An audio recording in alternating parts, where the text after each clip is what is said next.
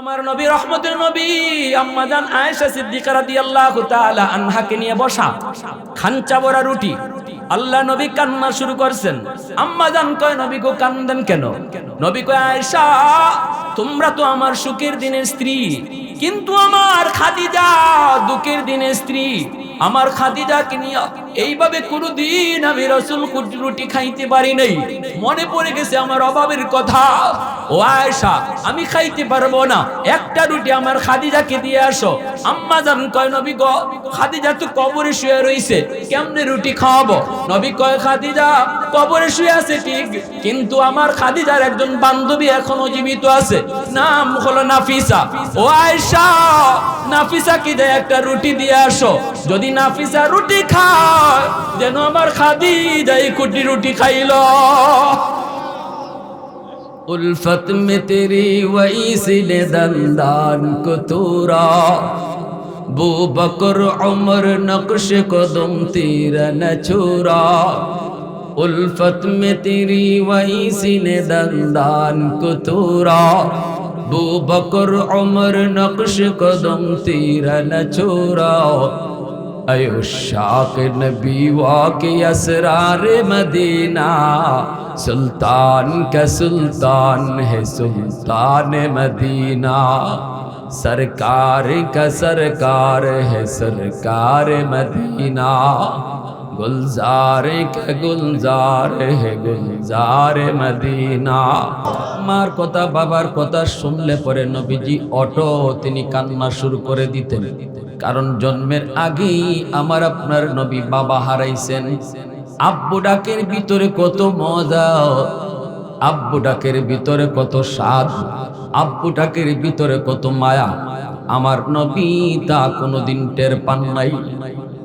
ঠিক কি না? এজন্য কোন সন্তান যদি বাবার কথা কয়, কোন সন্তান যদি বাবার কোন কথা কয়, আল্লাহ নবীর চোখ দিয়ে অটো পানি চলে আসতো। কোন সন্তানকে যদি তার বাবা মায়া করত, সন্তান যদি বাবার কোলে যাইতো, নবীজির চোখ দিয়ে তখন দর দর করে পানি পড়তো। কারণ নবীজি বাবার আদর পান নাই, বাবার দেখাও পান নাই, আব্বু ডাক দেওয়ার সুযোগও নবী পান নাই। এজন্য আল্লাহর নবী ওই যুবককে ডাক দিয়া বলেন, যুবক কান্না করো না, আমার আল্লাহ আমাকে জানাইছেন এখনো তুমি যদি 5টা আমল করো, 5টা কাজ যদি করো, 5টা আমল যদি করো, তোমার খেদমত আল্লাহ পাক তোমার মা বাবার কবরে পৌঁছায় দিবে। কয়টা কাজের কথা নবী বলছেন? পিছনের ভাইরা বলেন কয়টা?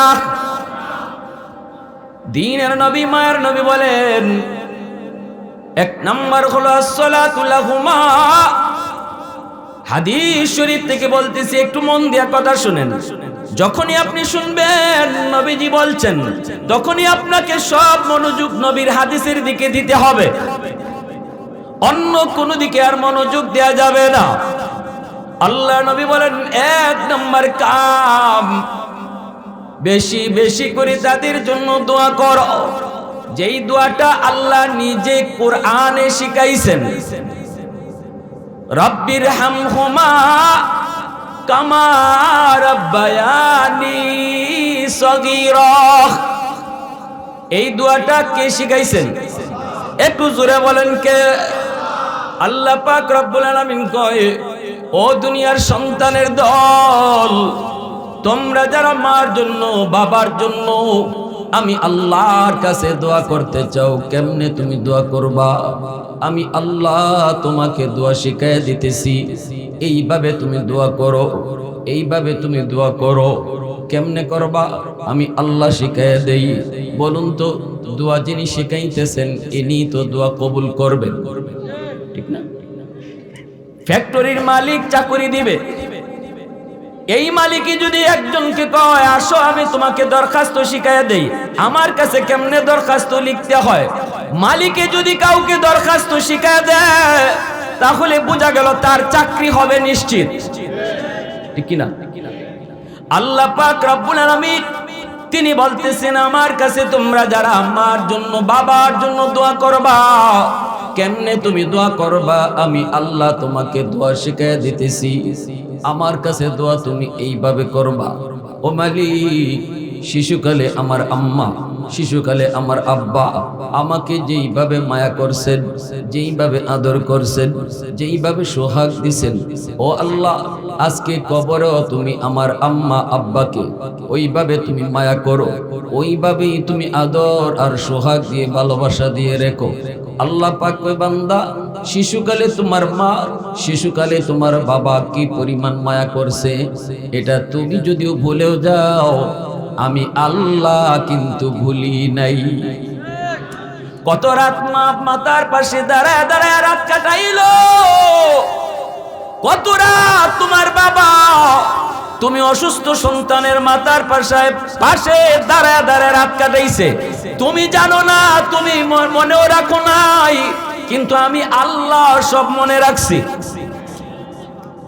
এজন্য যখনই বাবার জন্য মায়ের জন্য দোয়া করবা, শিশুকালের কথাটা আমি আল্লাহকে তুমি ইয়াদ করে দিও, বারবার ইয়াদ করে দিও, আমাকে তুমি ইয়াদ করে দিও। এজন্যই ভাইরা বন্ধুরা, সন্তান যখন শিশুকালে শিশু থাকে, এই সন্তানকে নিয়ে বাপ মা কত স্বপ্ন দেখে, এই সন্তানকে নিয়ে বাবা কত স্বপ্ন দেখে, নিজের স্বপ্নের কথা ভুলে যায়।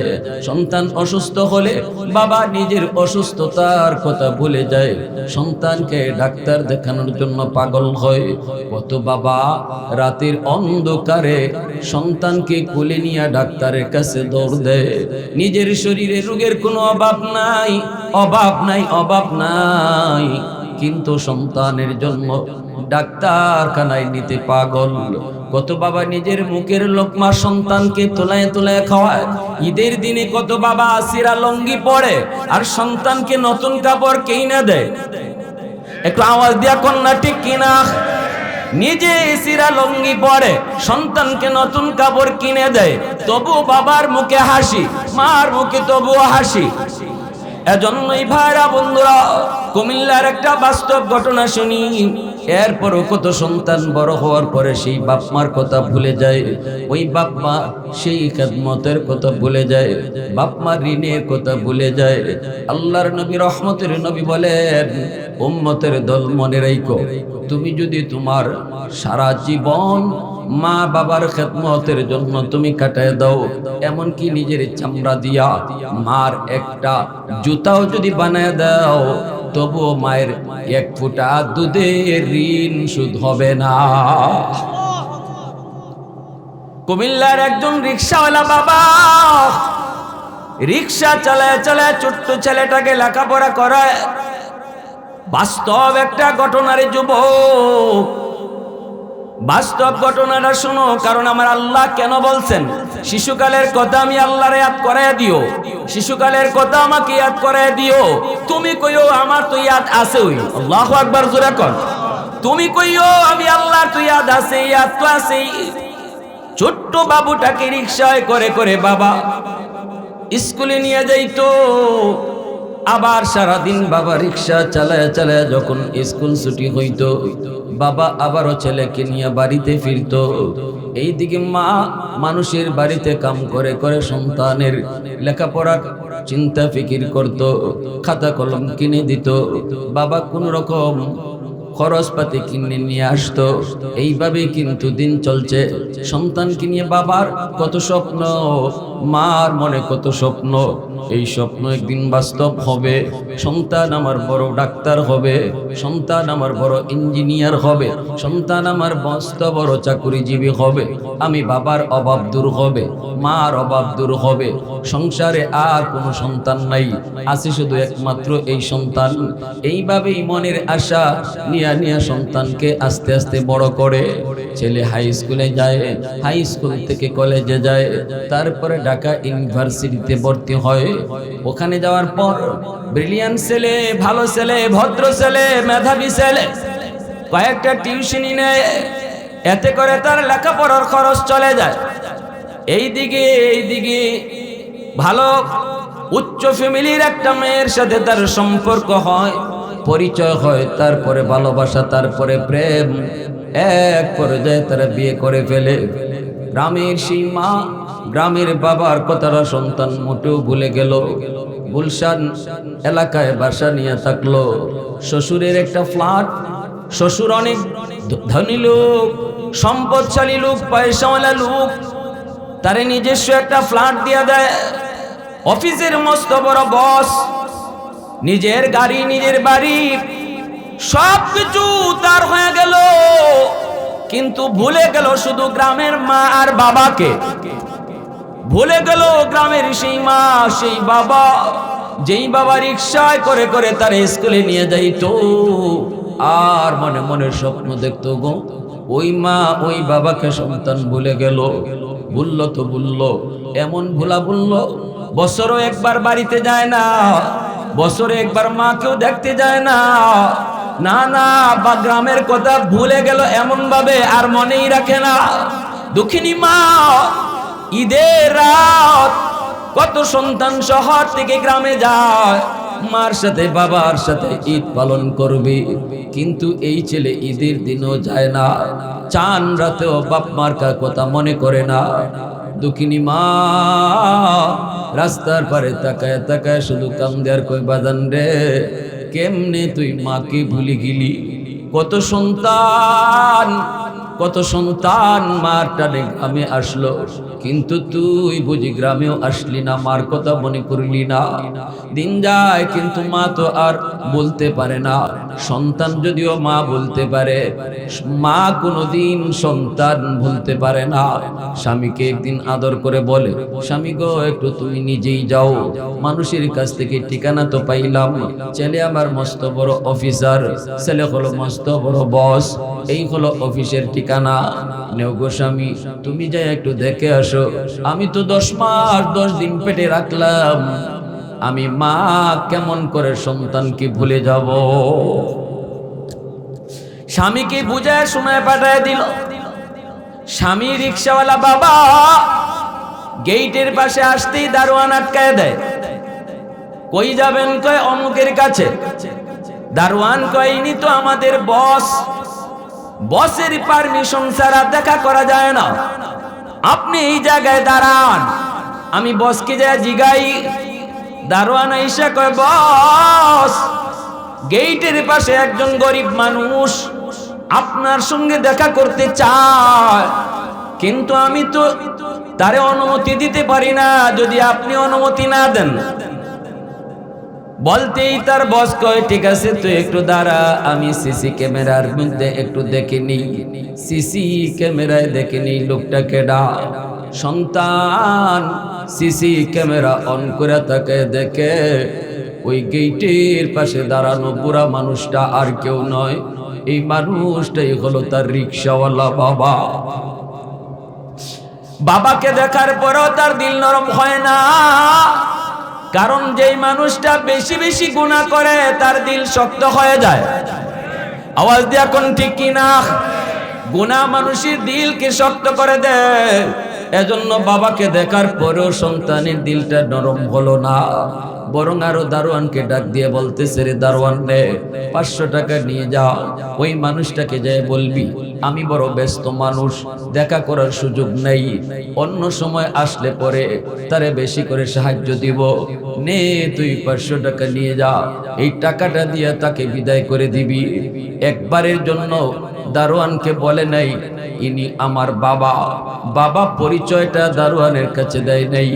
দারোয়ান এসে কই, চাচা এই যে নেন, স্যারে আপনারে 500 টাকা দিয়া বলছে চলে যেতে। স্যার বড় বিজি মানুষ, ব্যস্ত মানুষ, দেখা করা সম্ভব না, আপনাকে চলে যেতে বলছে। বলতেই বাবাই কই, বাজান বাজান আমি ভিক্ষুক না, ভিক্ষা নিতে আসি নাই রে, আমি কোনো সাইল না, সল করতে আসি নাই, আমি আসছিলাম এক নজর আমার সন্তানের চেহারাটা দেখার জন্য। আজকে বছরের পর বছর, বছরের পর বছর চলে যায়, সন্তানকে দেখি না, একটা নজর দেখার জন্য এসেছি, সাহায্যের জন্য আসি নাই। যাই একটু কও আমি ভিক্ষুক না, আমি তার বাবা। দারোয়ান মাথায় হাত দিয়া মাটিতে বইসা চিৎকার দিয়া কয়, চাচা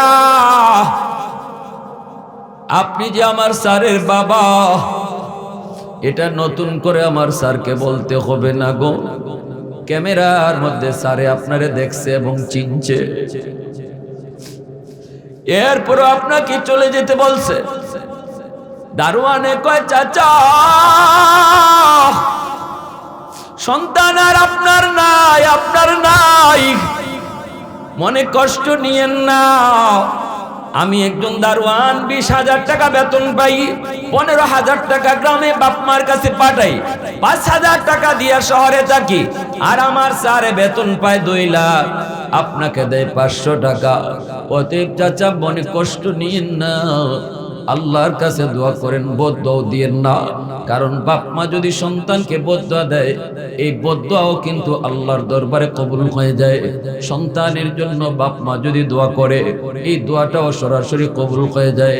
এজন্যই নবী বলেছেন সালাসাতুন দাওয়াতুম মুস্তাজাবাতুন লা শাক্কা ফিক, দাওয়াতুল মাজলুম ওয়া দাওয়াতুল মুসাফির ওয়া দাওয়াতুল ওয়ালিদি আলা ওয়ালাদিহি।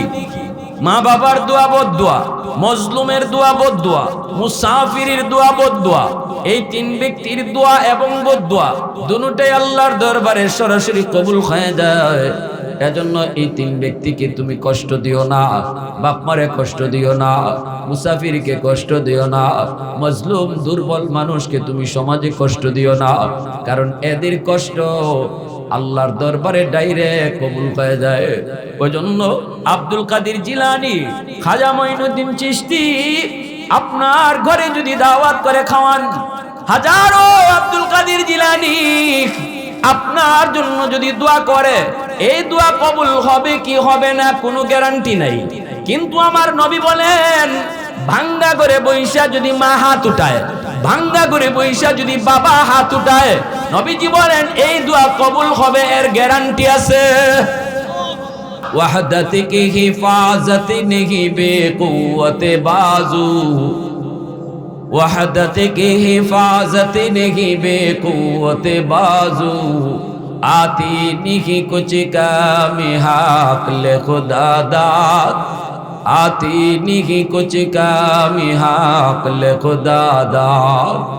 ऐ मर्द खुदा तुझको अक़ुव्वत नहीं हासिल, जा बैठ किसी गार में अल्लाह को कर याद, जा बैठ किसी गार में अल्लाह को कर याद। ये सच है कि बातिल की तरफदार नहीं हम, गद्दार न समझो हमें गद्दार नहीं हम, गद्दार न समझो हमें गद्दार नहीं हम। मुसलमाনের আওয়াজে বলেন আল্লাহু আকবার, আর একটু জোরে আল্লাহু আকবার। যেই মাত্র এই বাবার পরিচয় জানার পরও সন্তান তারে ভিক্ষুক মনে করে ফিরে দিল, এই কথা শোনা মাত্রই বাবা আল্লাহ কইয়া চিৎকার দিয়ে মাটিতে বসে গেল।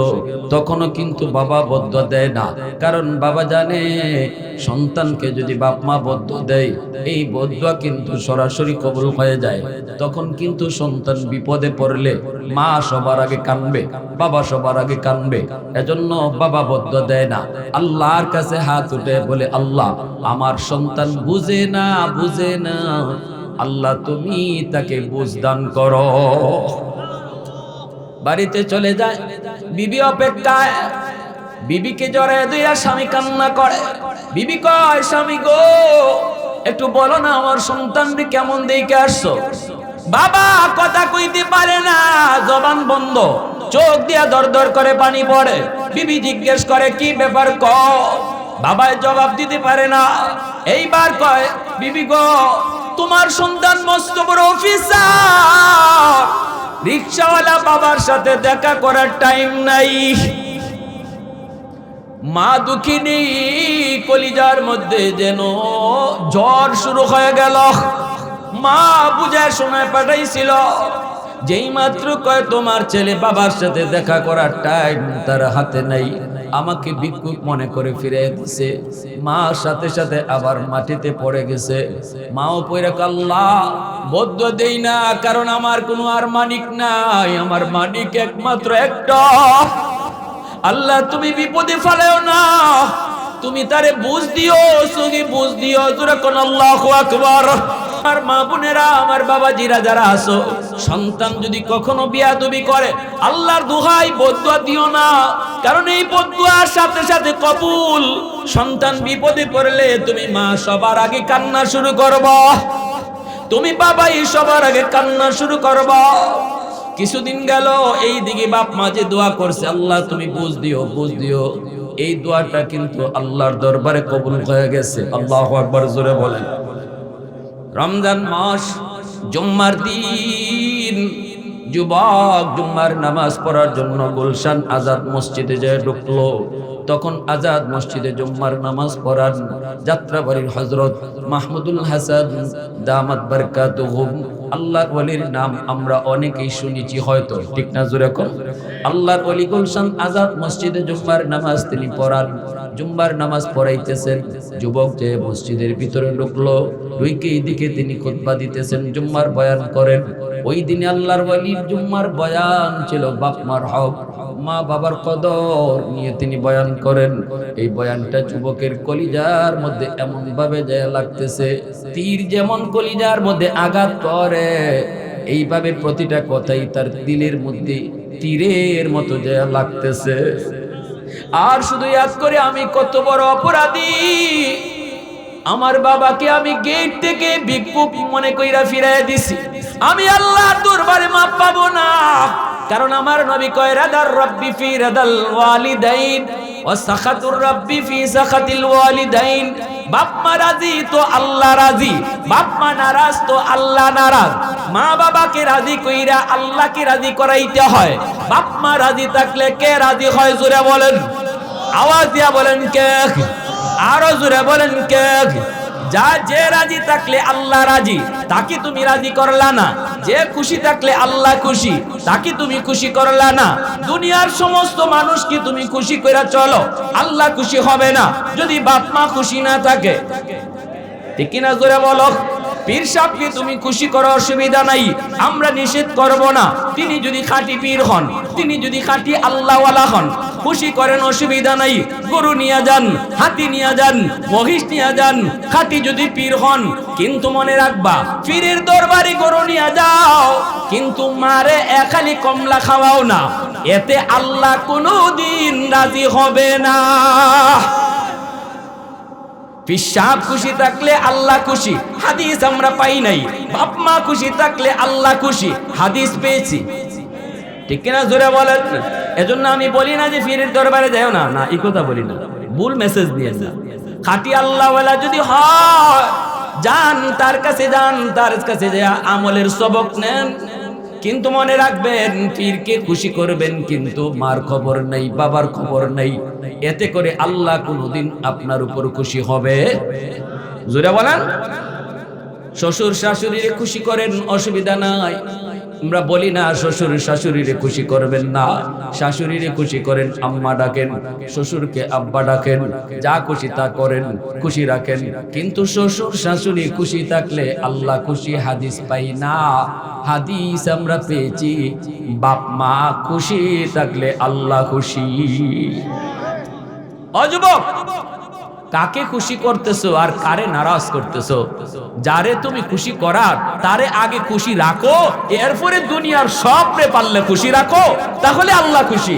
আর যারে খুশি রাখলে আল্লাহ, যাকে বেজার করলে আল্লাহ বেজার, তাকে তুমি বেজার কইরা দুনিয়ার সব মানুষকে খুশি করলেও আল্লাহ তোমার উপর খুশি না, ঠিক কি না? এজন্য আমার ভাইরা বন্ধুরা, জুম্মার নামাজ পড়তে ঢুকছে যুবক গুলশান আজাদ মসজিদ, আল্লাহর ওলির বয়ানগুলো শুনলো, প্রতিটা কথা তার দিলের ভিতরে এমন ভাবে লাগলো। জুম্মার নামাজ পড়লো, চোখের পানি জড়ায় জড়ায় কানলো। নামাজ শেষ করার পর যুবক আর বাসায় যায় না। রমজান মাস, সুজা চলে গেল বাজারে, বিভিন্ন রকমের ইফতারি কিনলো, মার জন্য শাড়ি কিনলো, বাবার জন্য লুঙ্গি কিনলো। চোখের পানি মুছে আর কয়, মালিক আমাকে তুমি একটু সুযোগ দিবানি, আমি একটু গ্রামে যাব, যাই আমার আম্মার কাছে মাপ চাবো, আমার আব্বার কাছে মাপ চাবো, আমি আমার আব্বা আম্মারে খুশি করব। যদি বাপ মারে খুশি না কইরা আমি মারা যাই, আমার জীবনের নামাজ, আমার জীবনের রোজা, আমার জীবনের হজ, আমার জীবনের যাকাত, আমার জীবনের দান সদকা সব কিছু আল্লাহ আটক করে দিবে। আল্লাহ বলবে বান্দা তোর নামাজ লইয়া তুই পরে জান্নাতে যাবি, আগে তোর মার মামলা। এ বান্দা তোর হজ লইয়া তুই জান্নাতে পরে যাবি, আগে তোর বাবার মামলা। এই মামলাগুলি তুই ডিসমিস কর, বাপ মার মামলা ডিসমিস কর, এরপরে তোর ইবাদত লইয়া জান্নাতে যা। অতএব যেই সন্তানের বিরুদ্ধে বাপ মার মামলা, ওই সন্তান তার আমল লইয়া কখনো আল্লাহর দরবারে জান্নাত পাবে না, যতক্ষণ পর্যন্ত এই বাপ মার মামলা আল্লাহর আদালতে ডিসমিস না হবে। ওই দিন কিন্তু মা সন্তানকে মাপ দিবে না, বাবা সন্তানকে মাপ দিবে না। আল্লাহ বলে ইয়াউমা ইয়াফিরুল মারউ মিন আখিহি ওয়া উম্মিহি ওয়া আবিহি ওয়া সাহিবাতিহি ওয়া বানিহি। আল্লাহ পাক বলে কিয়ামতের ময়দান, কিয়ামতের ময়দান মায়া দয়া দেখানোর জায়গা না। সন্তানের প্রতি মা মায়া দেখাবে না, সন্তানের প্রতি বাবা মায়া দেখাবে না, স্বামীর প্রতি স্ত্রী মায়া দেখাবে না, স্ত্রীর প্রতি স্বামী মায়া দেখাবে না, ভাইয়ের প্রতি ভাই মায়া দেখাবে না, বন্ধুর প্রতি বন্ধু মায়া দেখাবে না। যেই মা দুনিয়াতে বলতো ও তোরা আমার সন্তানকে পরে মার, আগে আমি মাকে মার, সন্তানের গায়ে হাত দিবি না, মা হাত উঠে দাঁড়ায় যাইত, আগে আমাকে হত্যা কর, এরপরে আমার সন্তানকে মারো।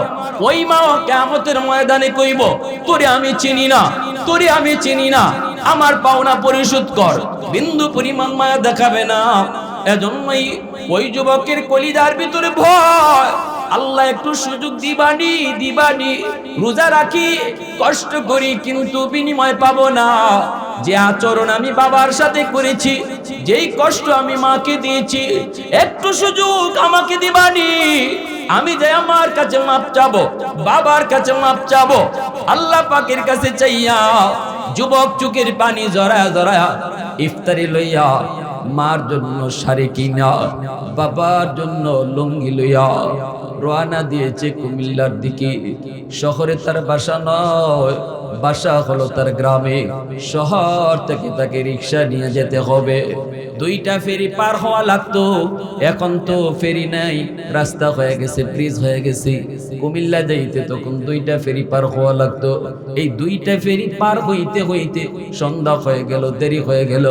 কুমিল্লা শহরে যেয়ে ঢুকলো, তারাবির নামাজ পড়া শেষ, মানুষের ঘুমের প্রস্তুতি, কিছুক্ষণ পরে আবার সেহরির টাইম। এজন্য কেউ আর নড়াচড়া নাই, শহর নীরব নিস্তব্ধ। ওই অবস্থায় যুবক শহরের ভিতরে যায় রিক্সা খুঁজে, রিক্সা কোথায় পাবে রিক্সা? কেউ তো রিক্সা নিয়ে বের হবে না। কিছুক্ষণ পরেই তো আবার সেহরির টাইম। মানুষেরা কয় যুবক এত রাত্রে তুমি কোনো রিক্সা পাবা না, পাবার কোথাও না, না না তুমি রাতে শহরে কোথাও থেকে যাও।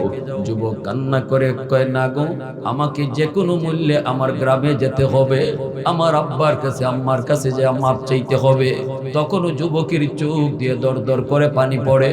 ওই অবস্থায় কোথায় পাবে রিক্সা? কেউ তো পায় না, পায় না। এমনি একজন মানুষে কই বাজান রে, হয়তো তুমি একটা রিক্সাওয়ালারে পাইতে পারো। আমি তারে দেখেছি রাতের অন্ধকারেও সে মাঝে মাঝে রিক্সা নিয়ে টিপ দেয়। তার টাকার বড় প্রয়োজন, কোনো গ্যারেজের কাছেও সে রিক্সা রাখে না, গ্যারেজ ভাড়া দেওয়া লাগবে এজন্য রাখে না। রিক্সা নিয়ে এসে একটা দোকানের বারান্দার মধ্যে রাত কাটায় দেয়।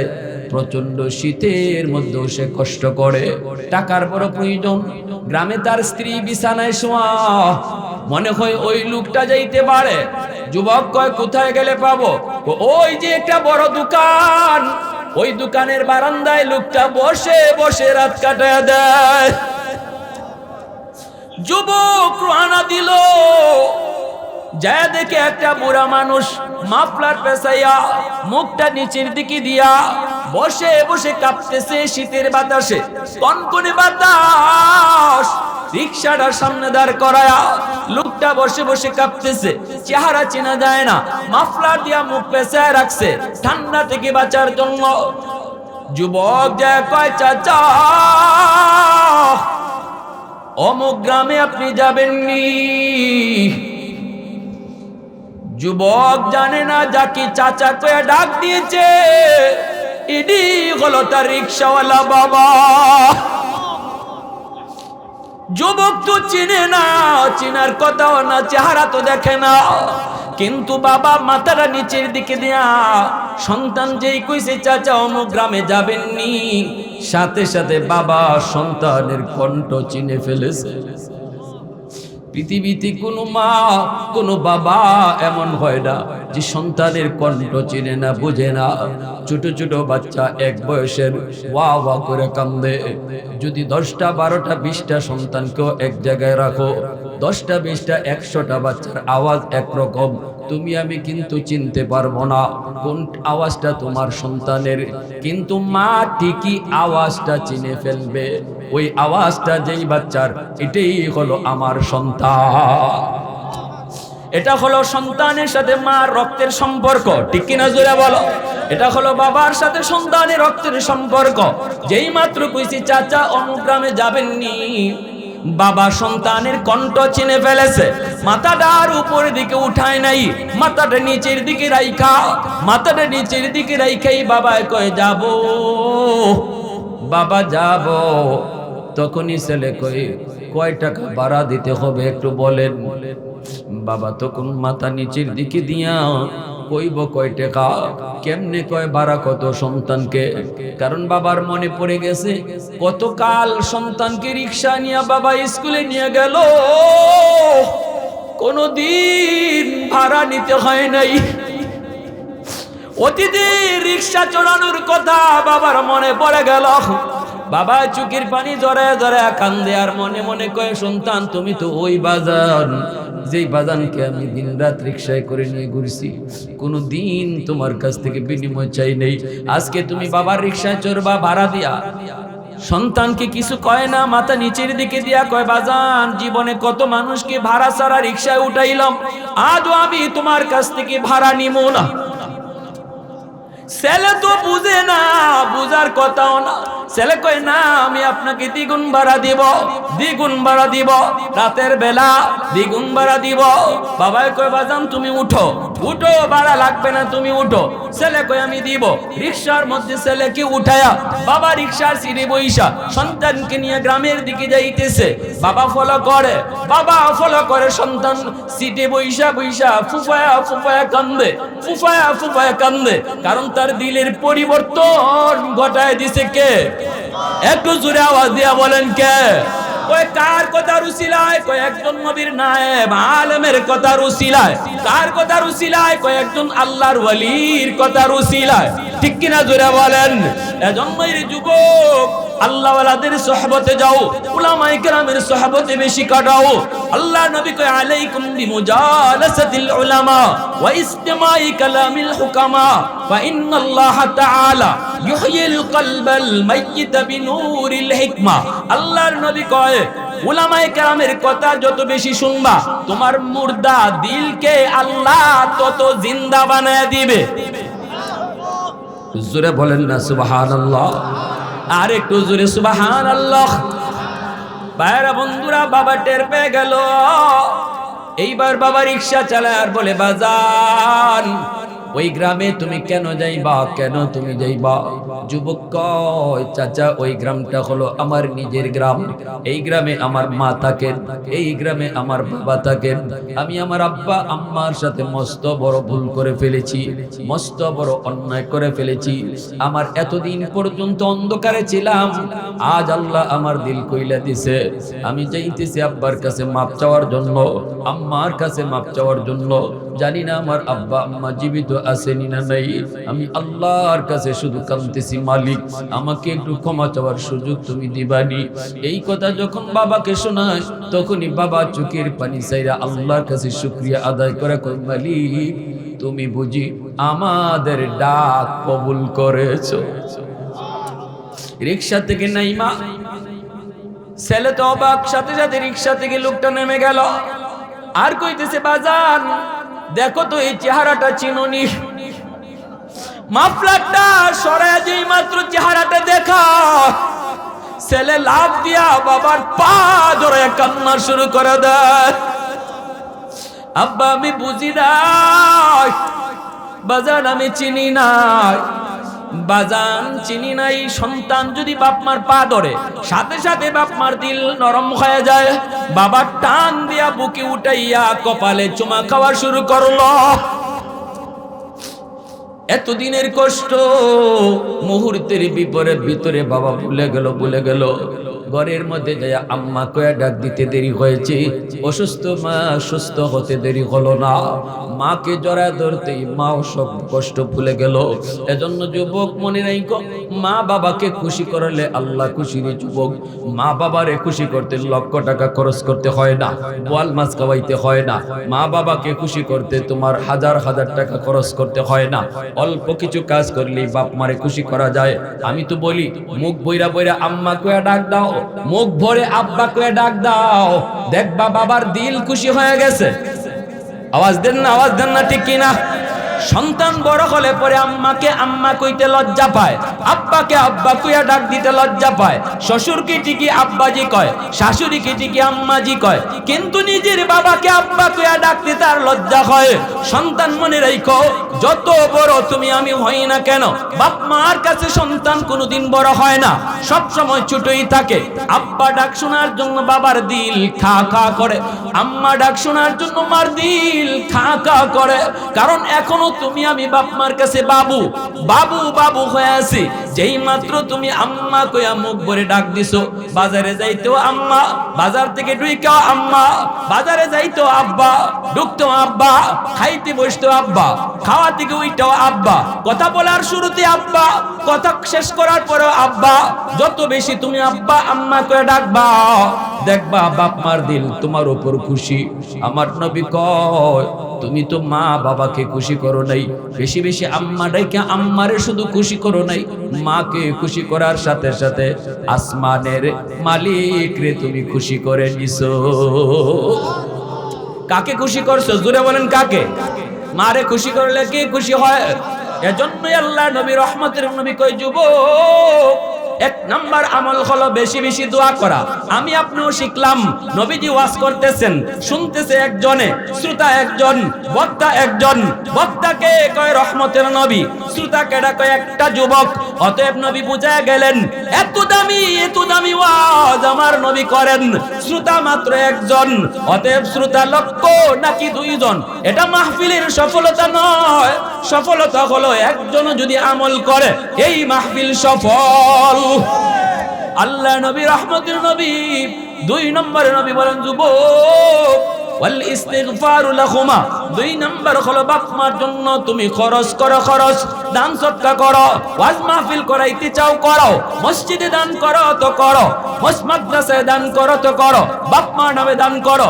দান করা মাত্রই আল্লাহ তোমার মা বাবার কবরে তোমার খেদমত আল্লাহ নগদ পৌঁছায় দিবে।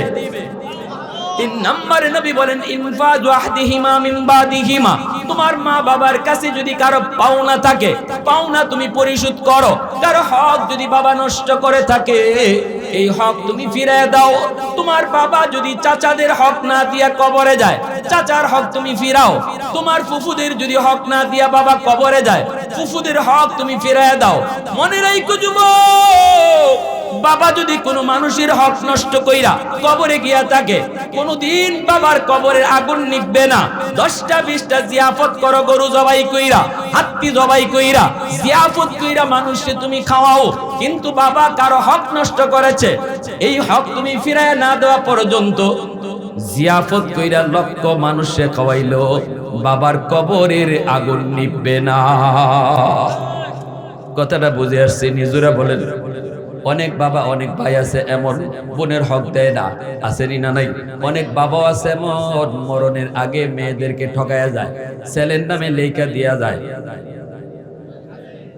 হ্যাঁ, মনে রাখো, এটা কাগজে ছেলের নামে লিখে দিতেছো না, তুমি তোমার কবরে আগুন দিয়ে ফুরবা আর জ্বলবা, এটা নিজের কাগজে নিজে লিখে দিতেছো।